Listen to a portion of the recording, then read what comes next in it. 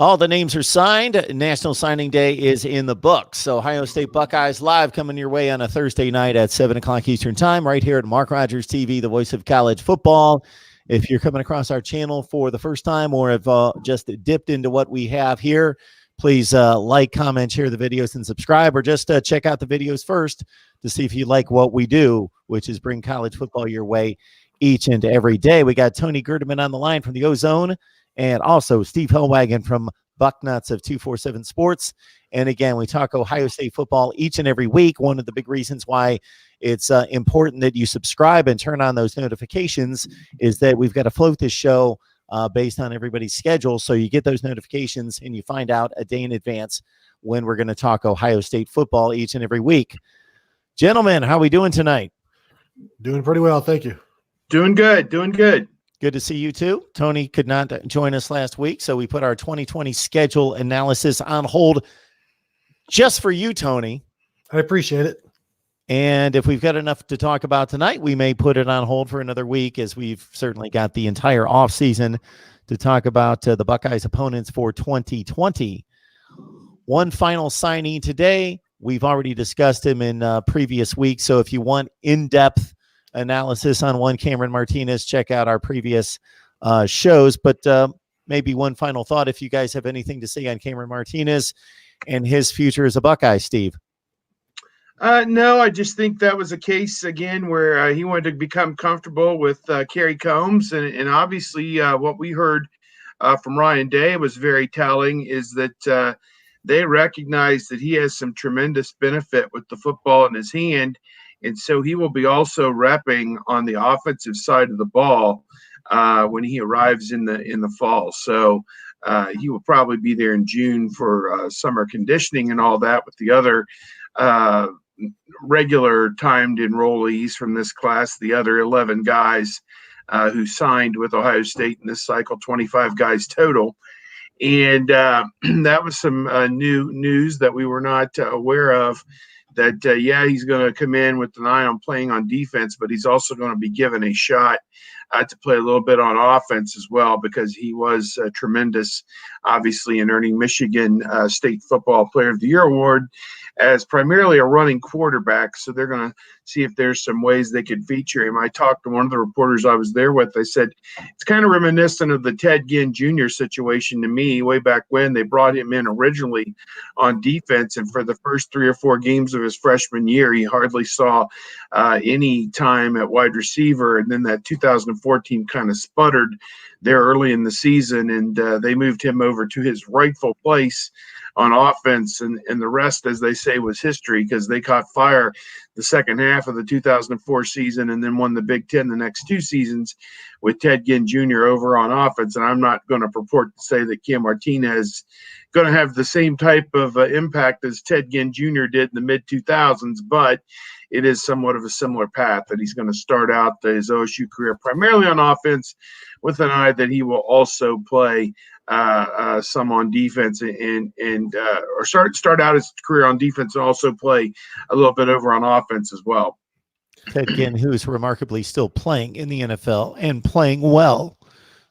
Yeah, what I found interesting, as Steve said about Cameron, he's a guy who's rushed for almost 7,000 yards in high school, rushed for like 6,500 yards, and has put up over 100 touchdowns, and has a 9-minute senior highlight tape of just touchdowns.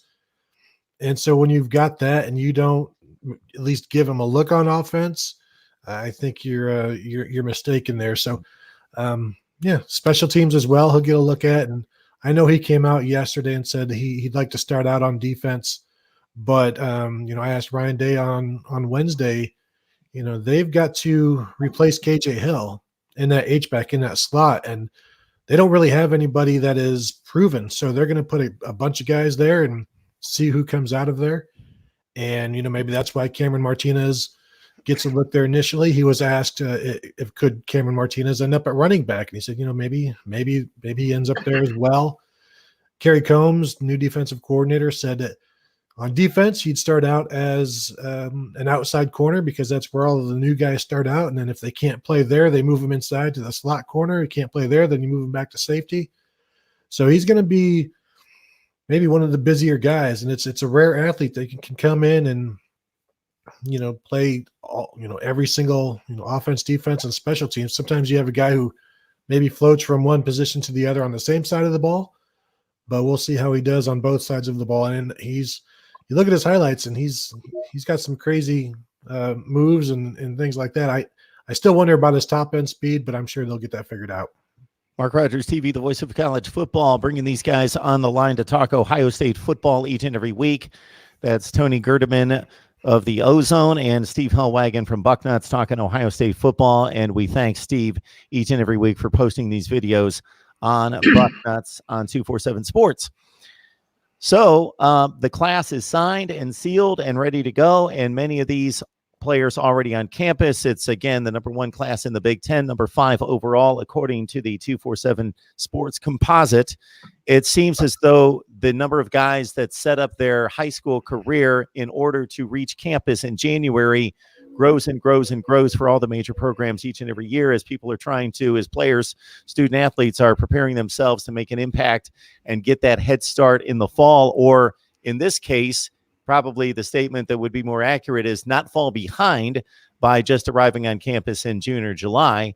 And you guys had a chance to talk to some of the early enrollees yesterday, Steve. What were some of the conversations that stood out for you? Very interesting. We got to talk to all 14 of the early enrolling freshmen, which is the largest number of incoming freshmen they've ever had at one time, which has created some interesting things for them to have to deal with. They are basically a lot of times their own group that gets in there at 6 a.m. to do workouts. And so that they're kind of acclimating them in that regard. And then we'll mix them in, sprinkle them in as time goes on with some of the older guys, and it really gives them a schedule that is kind of repetitive day after day. This is your routine. And I think that you look at it, and I look at it, and I just say that they are being given every chance to come in, compete right away. Will be involved in spring football. Yeah, the 2 quarterbacks, we got to talk to them, Jack Miller and CJ Stroud. And, of course, this is the year 2020 with the transfer portal and history. I mean, Matthew Baldwin, he got his nose in a snit a year ago at this time that they were bringing in Justin Fields. And here, everyone thought he'll be content to be the backup. He'll be just fine with a guy coming in over him. And he wasn't content. He wasn't just fine with it. He transferred to TCU. So, we're living in the real world here. And these guys had what, we can only take at face value or honest answers that, hey, I'm here to compete. CJ Stroud was interesting. He said to me that I believe in my heart I'm going to have a great college football career. I think Jack can have a great college football career, but it leaves it wide open, which one of them is going to be the guy at Ohio State for the long haul. So, and which one of them is probably, if push comes to shove, going to move on to fulfill that thought that they're both going to be great college football quarterbacks. So I don't know. There's a lot of different ways to look at it, but as of yesterday, everything seemed very positive. CJ Stroud said that he and Jack Miller have become very good friends.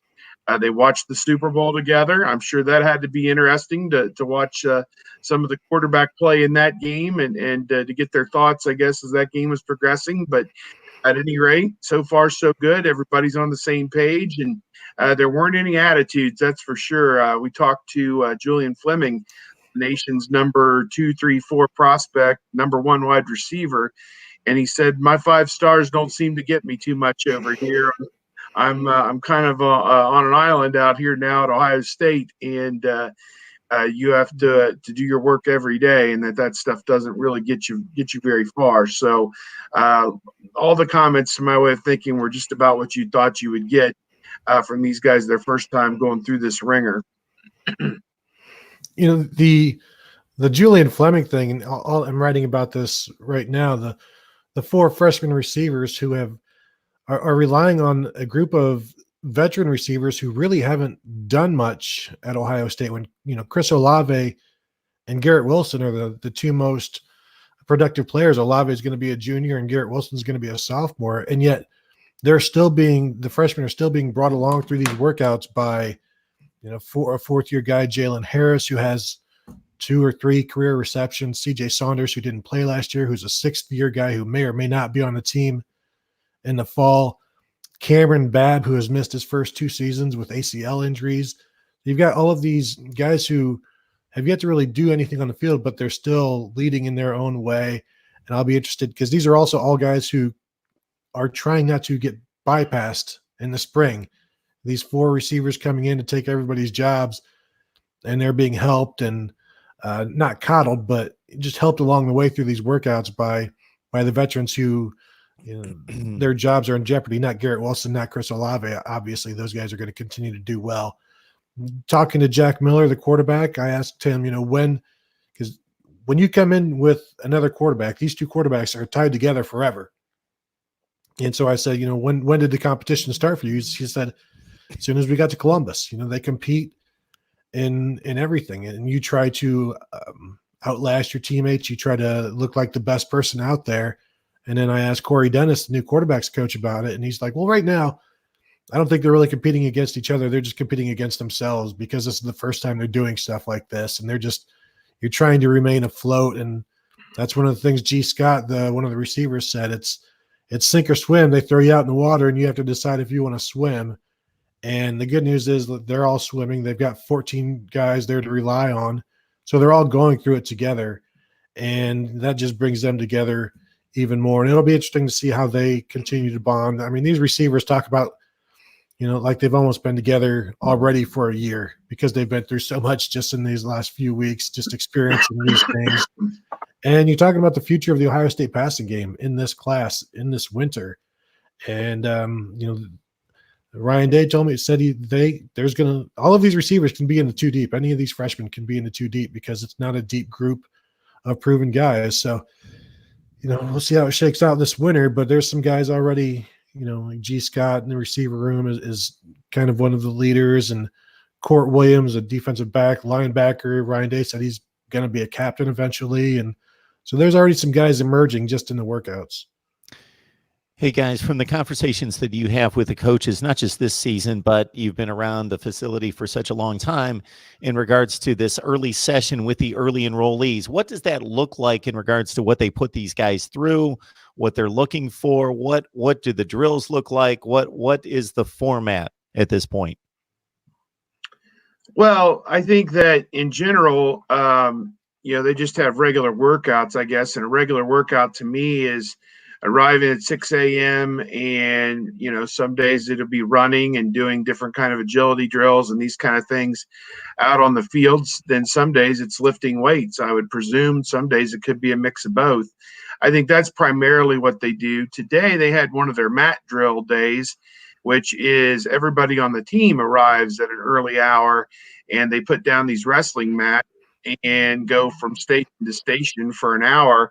And it's a high intensity type workout where you're doing, close quarters type of agility and strength type things. And, the whole rope thing where they're, got the heavy rope and they're, doing that back and forth and all this kind of teamwork stuff. And it's all team bonding. So it's 2 different things. It's what you'd consider a normal workout, which I'm sure is still high intensity, getting the most out of these guys in an hour. And then these team-wide events, like they put on Twitter today, the athletic director, Gene Smith, was there, and he took a little video and put it out there to give from the skybox. They have a skybox inside the practice facility so that you could see what that was all about. And then Ryan Day also tweeted out an edited snippet of him down there blowing the whistle and kind of supervising the mat drill as well. So those are kind of the things. They do a lot of different things, kind of vary it up. I think it would be easy for people to burn out if it was the same thing 3 days a week or however many days a week they go in there. So I think they try and keep it fresh. But at the same time, this is Coach Mick Marotti, the noted strength and guru, said that this month, February, is the most important month in terms of making a jump in terms of strength and maybe agility and quickness and these kind of things. and really, maybe not necessarily conditioning in terms of getting ready to go run a 4-mile race or something, but just making those incremental improvements in strength and agility and these kind of things. This is when these big advances can be made. And then obviously they'll have some conditioning leading into the start of spring practice, which will be on about March 2nd or 3rd. It's coming up here before you know it. Actually, it's weird the way they do it. They do a week in March, then they have their spring break, then they come back and do 3 or 4 more weeks leading up to their spring game on April the 13th. The academic calendar doesn't necessarily mesh with what they were trying to do in the spring, but they got the whole gist of it is they need to have it done so that the guys can take the last 2 weeks of April and concentrate strictly on final exams and finishing the semester in a strong manner academically. So, you just kind of parse it out the best way that they can, and this is the way the schedule looks right now. So these guys are getting a baptism by fire, that's for sure. And yesterday was an important part of their maturation, their first chance to sit down and get grilled. There were probably 40 media people there. Each player had his own table, and it was kind of like speed dating. You go from one table to the next and talk to as many guys in a half hour as you can possibly squeeze in. And really, I mean, you have all facets and all walks of life involved in this, and every position group and each of the 14 early enrollees, and some of them were comfortable talking to the media. Others, it was obvious this was something they've never, ever done before in their life. So, we'll bring those guys along as we go, and we've seen guys develop in that role as well. But honestly, the most important thing for these guys right now is to get acclimated academically and also make those jumps from being high school guys to being guys who won't stand out too badly for the wrong reasons on the football field during spring practice and preseason camp. Mark Rogers TV, the voice of college football, bringing you Ohio State talk each and every week, courtesy Tony Gerdeman from the ozone.net and also Steve Hellwagon from Bucknuts of 247 Sports. We've got a couple questions coming in. Also want to get your guys' thoughts on your conversations with the coaching staff as well here in just a second. I had just posted a couple seconds ago the comment by Todd B. because of some possible retirement talk surrounding Larry Johnson and the defensive line, whether that's impacting recruiting. Well, there's always going to be talk about Larry Johnson retiring just because of his age. I think it does impact it somewhat, but they've already got the number 1 defensive end, number 2 defensive end in 2021 committed in Jack Sawyer. And yeah, he's a Central Ohio guy.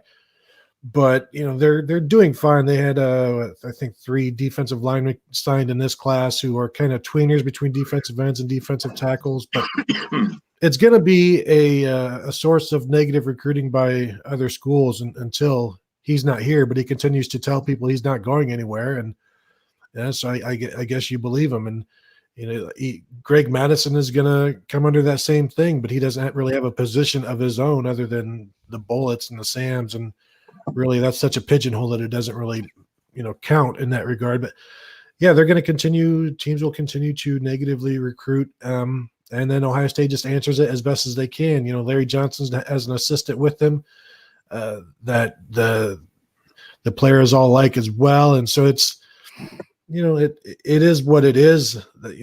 Ryan Day knew that going in when he decided to keep Larry Johnson on board, and why wouldn't you? He's one of the best defensive line coaches in America, and so you use him for as long, you keep him around and have him coach your players for as long as he wants to do it. And then you thank him for his service when he's done. And this is Ohio State. You go out and replace him with somebody, that you feel is the best coach in the nation for what you need. And one of the things that Ryan Day has talked about is he wants consistency and he wants guys to stick around for a long time. And so the last couple of hires, you've seen it come from internal, with, being like Brian Hartline at receiver, Cory Dennis at quarterback, where they aren't looking to go anywhere anytime soon. And so you wonder if maybe that same thing will happen once Larry Johnson decides to retire as well, if it won't just be an internal hire who has been groomed by Larry Johnson for a few years. I had a chance to talk to Tony Johnson, who is one of Larry Johnson's 2 sons. And of course, Larry Johnson Jr. and Tony Johnson both played at Penn State during the time that Larry Johnson was an assistant coach there. I know that Larry Johnson is, I'm going to say, he was born in 1952. So that puts him somewhere in the realm of 67 to 68 years old right now.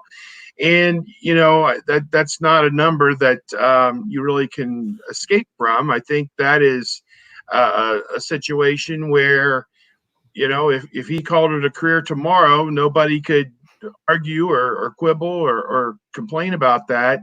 In talking to Tony Johnson, he said that his mother, Christine, and Larry's wife, you know, is for the time being fine with him being an assistant football coach at Ohio State. And yet he kind of intimated that when that day comes and she tells Larry Sr., hey, it's time, you know, we need to move on with our lives, that day may come. So I said to Tony Johnson, I said, you know, I think Buckeye Nation would probably vote her down on that, because I think they would prefer an appointment for life, like a Supreme Court justice at this point, for Larry Johnson Sr. But I think we all need to understand and recognize that all good things will come to an end at some point. And I don't know if it's 1 year, 3 years, 5 years, whenever that may be. But I think he loves every minute of what he's doing at Ohio State. Watch him.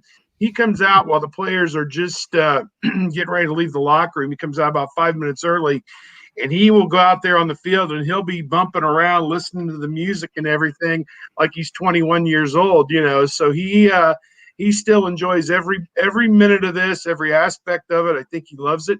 The one thing Tony Johnson told me, and I don't think I'm breaking a confidence when I say this, is when Larry Johnson got to Ohio State and started working for Urban Meyer, I don't think he had a full appreciation of what Urban Meyer's expectations were out of the assistant coaches, which is arrive sometime around 6 and leave sometime around 10 p.m.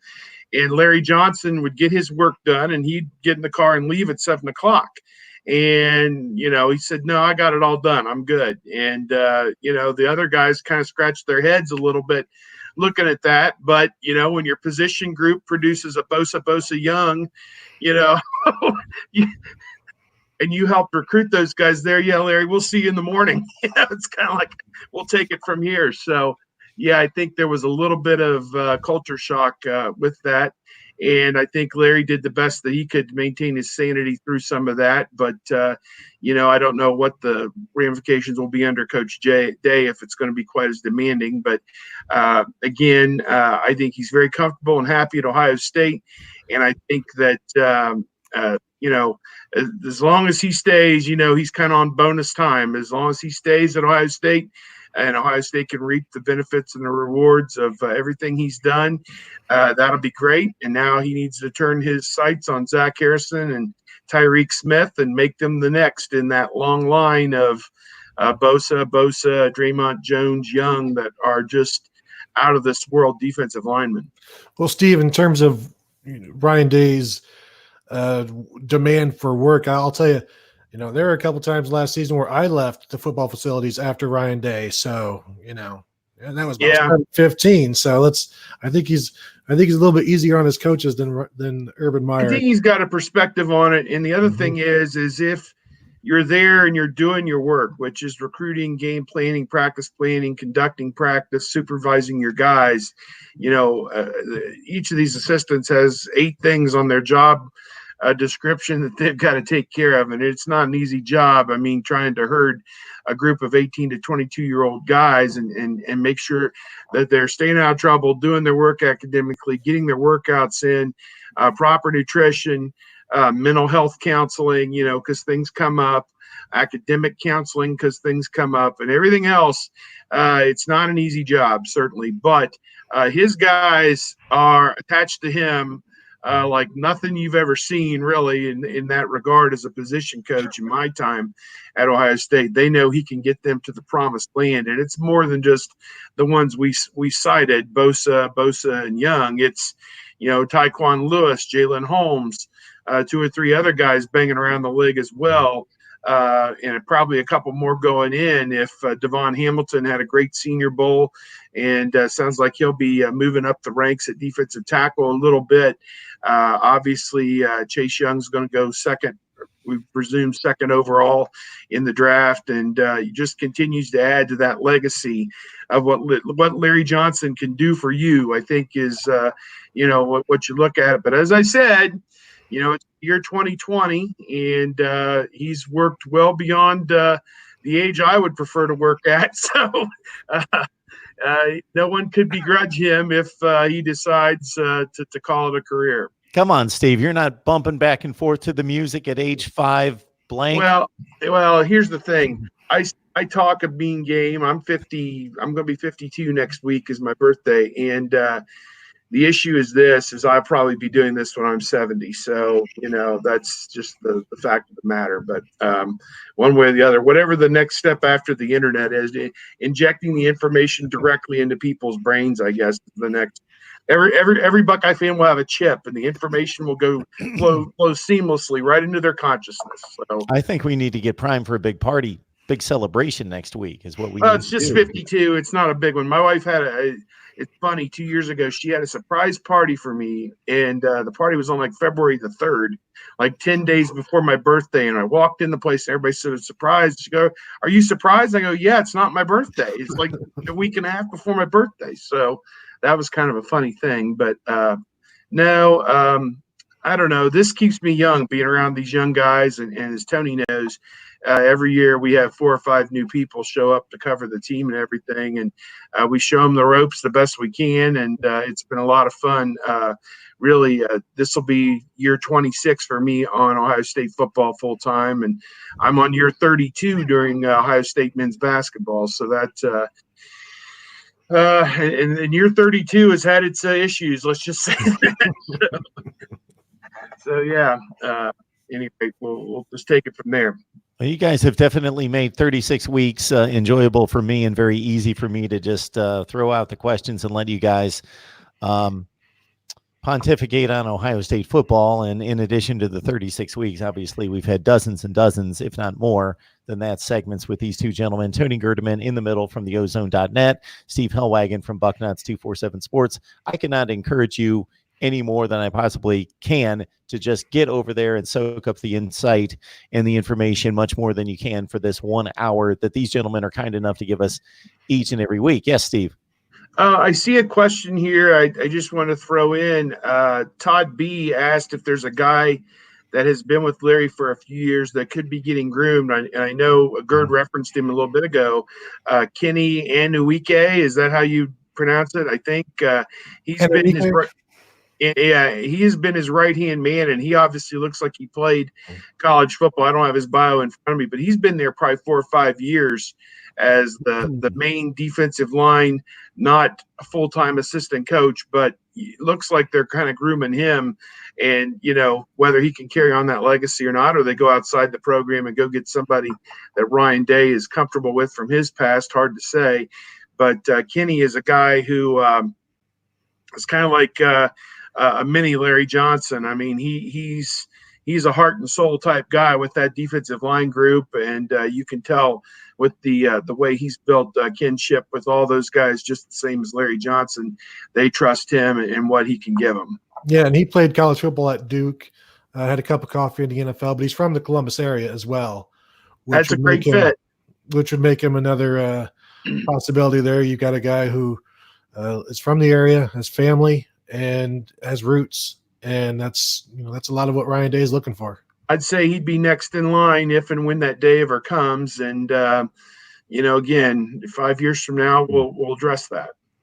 Mark Rogers TV, the voice of college football, talking Ohio State with these gentlemen, and I was too early to jump in there on the punchline, but we come your way each and every week to talk Ohio State football, and these two do most of the talking, and specifically this week when I can do very little talking for myself. And this is actually the best I've sounded in about a week, but we still forge ahead with Ohio State football talk. We've got Miami coming up at 8 o'clock Eastern time and UCF at 9. Who else gives you a live stream on Central Florida football for 1 hour, but right here at the voice of college football?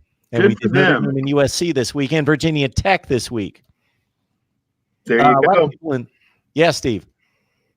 No, I We think do it that's all. awesome that these other fan bases have the chance that they can get some expert analysis. And, that's what the Hot Stove League is, for college football right now. We've got we made it through 1 month already. So, we're checking them off as we go.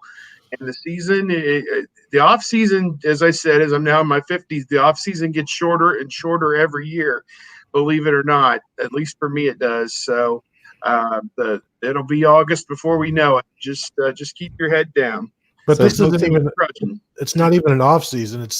This is the end of recruiting season, and now you've got about 3 weeks to take a breath before spring ball starts. So this is like pre-spring, and then spring lasts until the middle of April, and then maybe that's some off season before the late July when camps open, and maybe college football season starts in June when the magazines hit the shelves. There's definitely not an off season for you two. No. If you just watch the games, yes, there's a long off season. But for you guys covering the recruiting and the mini camps and the early enrollees and recruiting that never stops, of course, spring camp, yeah, the schedules and everything you got to track, it's crazy. So you got to be patient with me in the live chat because I do my best to try to match the conversation with the comments that have been left in the questions, but then I get behind. So the comment that we've got posted on the screen was left at 7:14, so I'm like 30 minutes behind. So I'm going to start whipping through these because a lot of people are commenting and asking questions about the quarterback signees, Stroud and Miller. So I'll summarize them this way. We could go across college football to the elite programs and look at the two deep depth chart on both sides of the football, and you're mostly going to see premium players, but you're obviously going to see 2 and 3 stars that have risen up the ranks and grabbed starting spots on elite football teams. So obviously the stars, the rankings, it's all gone. They're on campus. They're competing right now. But in regards to Miller and Stroud, is there a perceived distinction in ability between those two guys based on what you guys have heard? I think most people believe that Stroud has more quote unquote arm talent, but he kind of came out of nowhere, later in the season and impressed everybody, rose up the rankings. I think he finished as a 5-star guy. Jack Miller has had issues staying healthy. He's had shoulder issues, and I think some people think that he was more of really good as a younger guy and maybe didn't continue that progression. Obviously, Ohio State was more than happy to keep his commitment and sign him. But I think anytime you've got a 5-star quarterback, that sort of just takes over the imagination of the people and certainly the fan base. But when you look at them side by side, CJ Stroud is 6'2", maybe 6'3", and like 185 pounds. And you compare him to Jack Miller, who looks like he's been in the weight room for quite a while at 6'3", 6'4", 215 pounds. They're very different that way. But of course, once the ball starts getting thrown around, then you'll see maybe some separation. But I think it's way too early. I'm not going to go off of stars or whatever. I mean, you can look at the film and CJ Stroud looks really good. But I want to see them throw first, like we did with Justin Fields and Matthew Baldwin. Nobody knew who was going to be better until we started seeing them throw last spring. Yeah, I agree with what you're saying, Tony. I think you look at it and, recruiting rankings are what they are. And they are tilted more toward what have you done for me lately or what can you do for me? And I think as you look, Miller was a guy who I think was on the cusp, if not a top 100 player, maybe coming through his junior year. As you said, dealt with some injuries and was kind of off the radar, I think, for some national people as time went on. Whereas CJ Stroud is a guy who put up some huge numbers at Rancho Cucamonga, I think. Was that his high school? Cucamonga? I may have him confused with somebody else. Yeah. So he put up some big numbers. And the other thing was, I'm not sure he was originally an invite to the Elite 11, and then he got there and was the MVP of the Elite 11. And I think Ryan Day must have had a scout or somebody sending him back information from the Elite 11 because he was getting information from Ohio State, maybe an offer from Ohio State mid-camp, and he recalled the story that he got an offer mid-camp and then went out and won the MVP of the camp. So somebody, maybe it's Quincy Avery, if he was there, maybe I'm making things up, I don't know, but he has worked with some quarterback gurus on the West Coast and has also worked with Quincy Avery. So perhaps a set of eyes got on CJ Stroud and got the word back to Ryan Day that, here's your Haskins, here's your Fields, here's your guy, that type of guy. And again, I can't equate him whether he's more Fields or more Haskins. I don't know. But, each of these guys is unique in their own right. And I think that's what we're going to delve into this spring, the limited times we're going to get to watch these guys play, whether it's a open practice, a scrimmage, a spring game, whatever it may be. That's what's going to be fun, is to see what each of these guys brings to the table. And, who's the better runner, who's got the better pocket presence, who's got the better arm, who makes better decisions. All these fun things are going to be learned by the coaches and by all the observers and everything this spring. So I think everybody's keeping an open mind. Sounds like they will both be here through the 2020 season and perhaps even through the spring of 2021, where, it'll be open competition. If all things are equal, Justin Fields will leave to go to the NFL after his junior season in 2020 and leave that job wide open. And, I think it'll be curious as whether Ohio State even bothers with Gunnar Hoke getting reps at all this season, or do they just move straight on to the freshmen as the backups this coming season? That'll be interesting. Do either of them play more than 4 games and lose a redshirt year? That is also an interesting question. You would think Stroud would certainly, as Tony would say, did say, without really saying it, has maybe the inside track, but who knows? Maybe Miller reels him in. I don't know. It a lot to be determined, and it all comes down to who's going to compete the most and who's going to be the best leader, the best teammate, the best quarterback. And I think Ryan Day is excited, just as everybody else is, to delve into that. And one of the things CJ Stroud did say yesterday is he said he's more mobile than people think. And we saw that in one of the high school All-American games where he surprised some people. He's listed as a pro-style quarterback, and yet he was pretty good running the ball, and he said he can do that. He just hasn't had to. And then Steve was talking about 2021 when it's Stroud and Jack Miller, and don't forget 5-star Kyle McCord coming in at that point. He's going to come in looking to win the job, just as Jack Miller and CJ Stroud are coming in this season to win the backup job, and they'll compete with Gunnar Hoke to do that. But next season, like with Kyle McCord coming in, those 3 guys competing for that job, you wonder if there's a Dwayne Haskins 2017 situation that happens with one of those guys this season that allows them to win the job next year, and then you've got a new Joe Burrow situation again where he never had a chance to beat the guy out because Dwayne Haskins showed what he could do against Michigan in 2017 and wasn't able to get that out of the coaches' minds during the spring of 2018. So there's so many little things that can happen this season just with those 2 freshman quarterbacks that, even though we don't expect any of them to start this year, could direct their future, be it at Ohio State, be it anywhere else. All it took for Joe Burrow was a broken hand. And then for JT Barrett to get injured before the Michigan game. So there's just little things that then you have this butterfly effect. And so that'll be interesting to watch this spring, because at some point, the spring game, it's going to be those 2 guys against each other.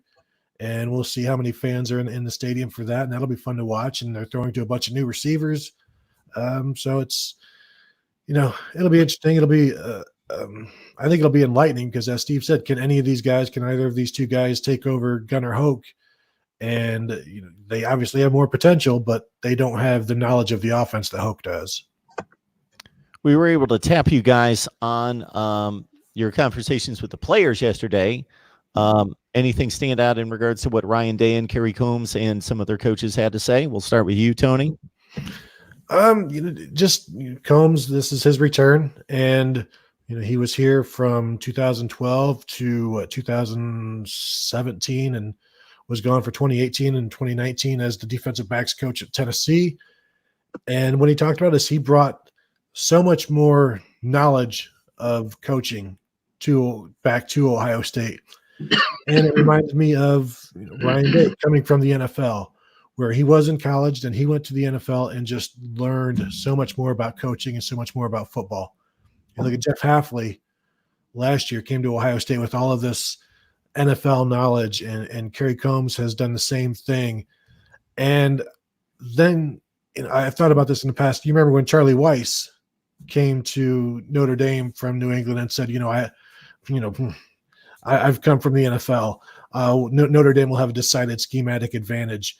And of course they did not.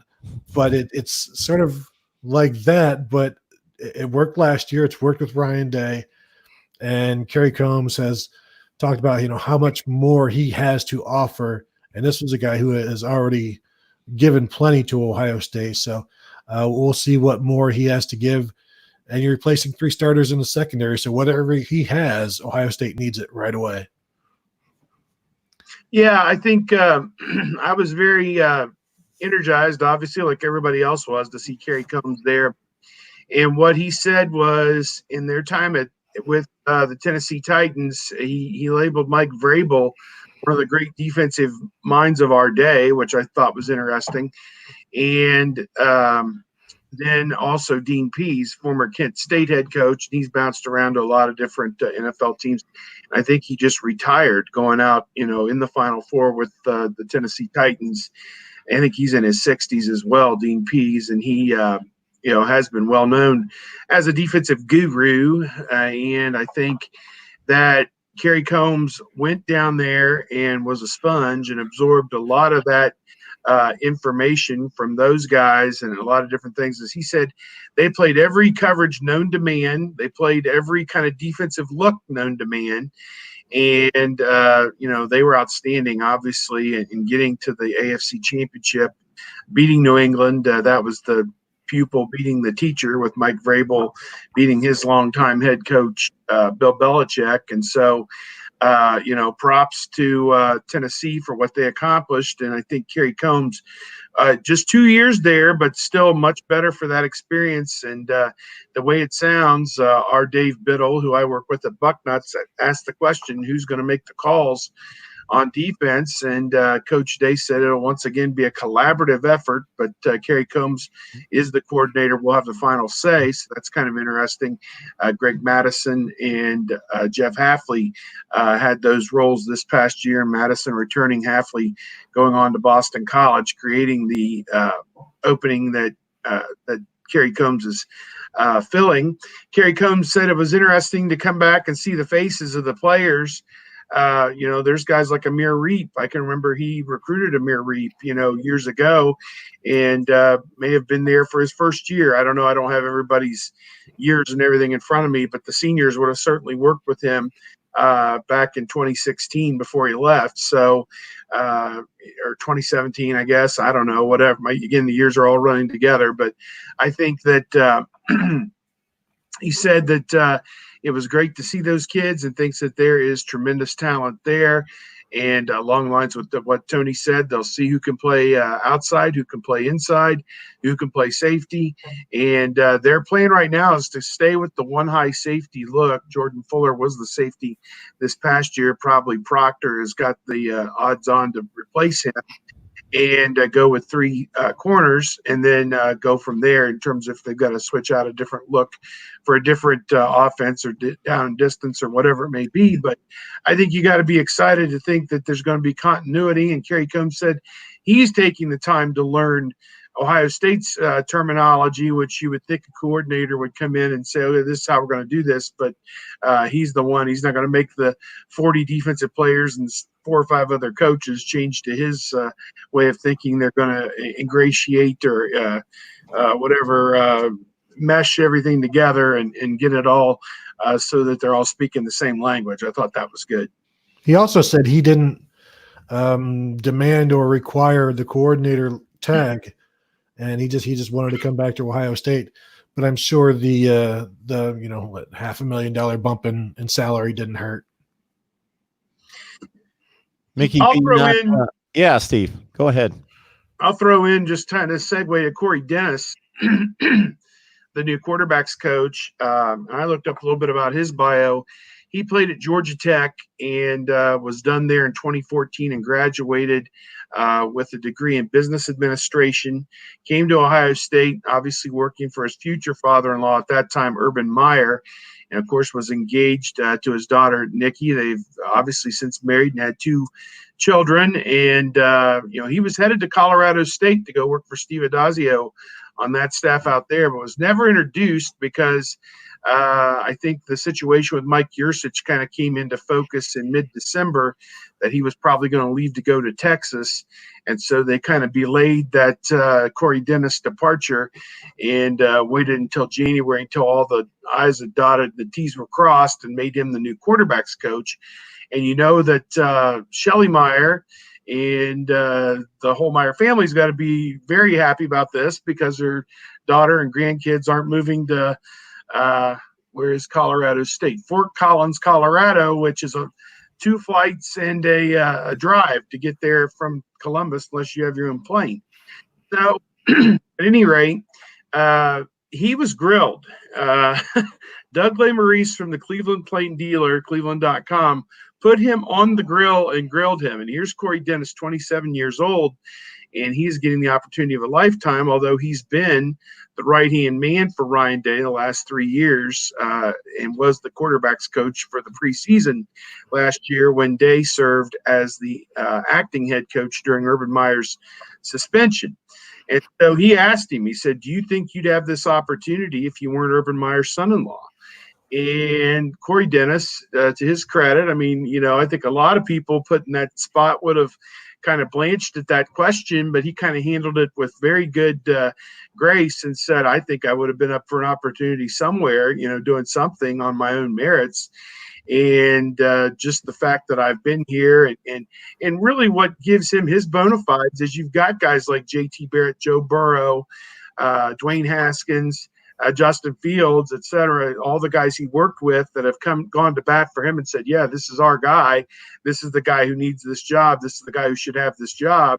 And so there isn't any pushback from anybody on him taking over that job. But he was put on the spot, no question about it.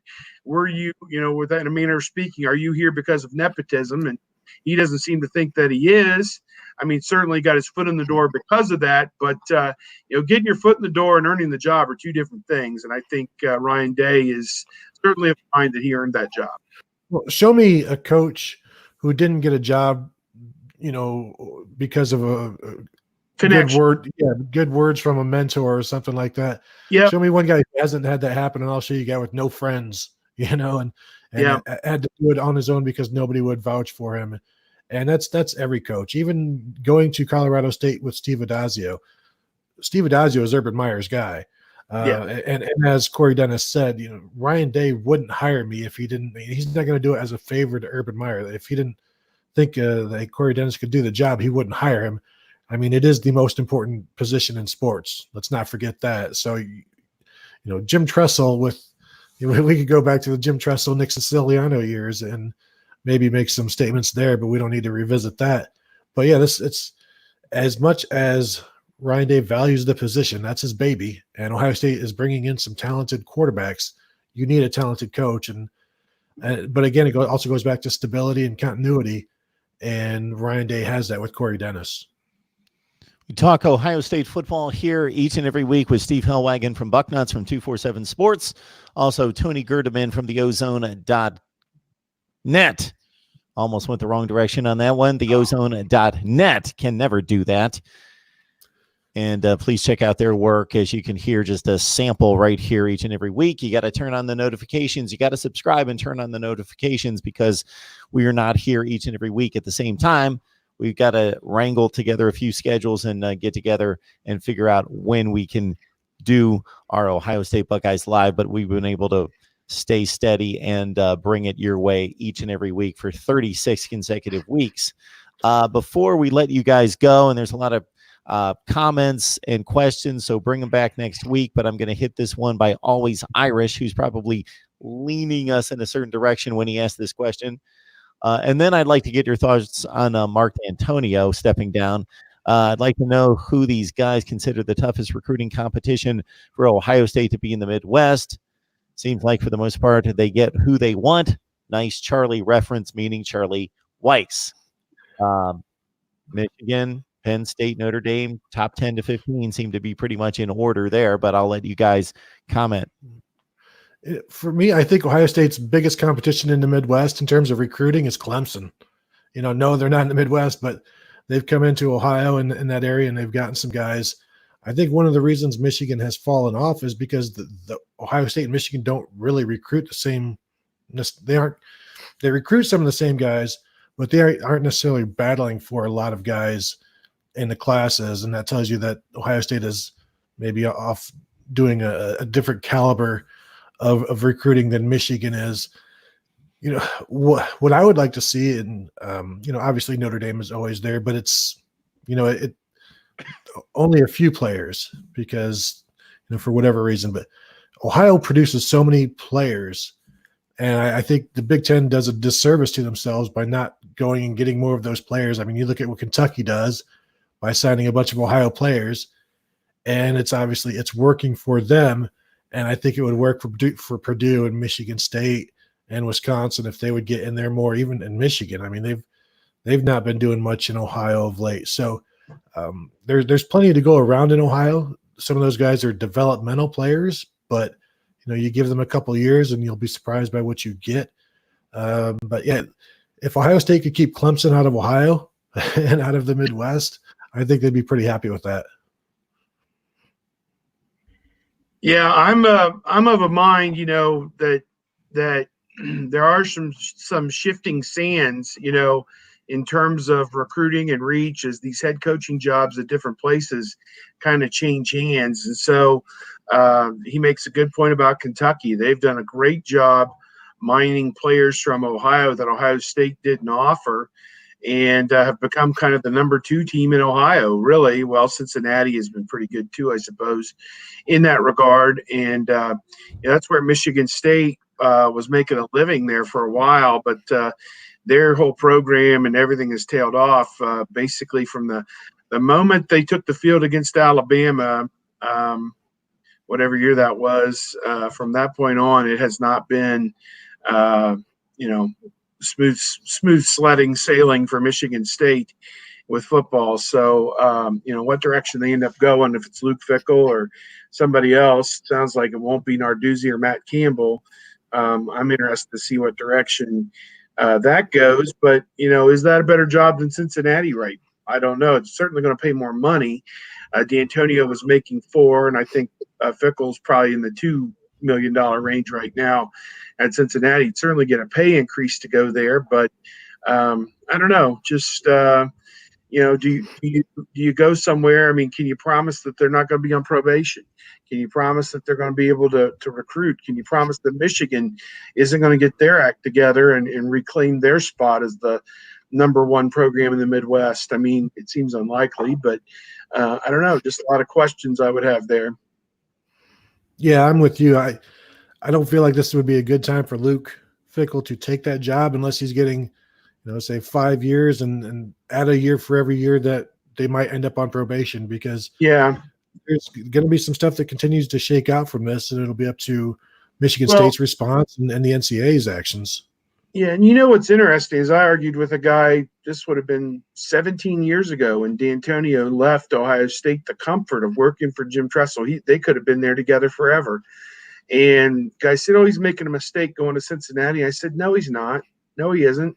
I know Rick Minner didn't do anything with that job, but, man, it's a sleeping giant down there. You're in a hotbed of football, and you just get, the secondary players from Ohio. And he's getting a kid Prater coming in from, Cincinnati, Wyoming, I guess, who's one of the top quarterback prospects in the country, is going to stay home and play at Cincinnati. And they're a top 25 program now, and D'Antonio made it that way.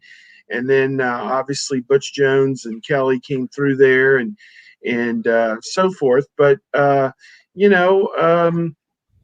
it was a great jumping off place for D'Antonio, great jumping off place for Butch Jones, and a great jumping off place for Chip Kelly. And now we will wait and see when and if Fickell and he and his wife Amy have, a number of children. I don't know what the exact number is, if it's 3, 5, 6, whatever it is. It's several. I know one of them is actually being recruited. Luke took his oldest son on a recruiting trip down to Louisville to see their program, which I thought was kind of interesting, that, maybe his son would get a chance to go play at an ACC school. So that was kind of interesting. I thought last year when they had a moment, Luke went with him on a recruiting trip to Louisville. So I don't know. I guess we'll see how that all shakes out. But I think they got to throw a lot of years and a lot of money at him to kind of step into, I don't say this lightly, because Mark D'Antonio, I got to tell you, my dealings with him in the 3 years he was at Ohio State, he had tremendous integrity, was just seemed like a man's man, just seemed like he always talked about toughness and everything it took to win football games. And boy, they put a winner on the field. I mean, they won the national championship in 2002 on the basis of his defense and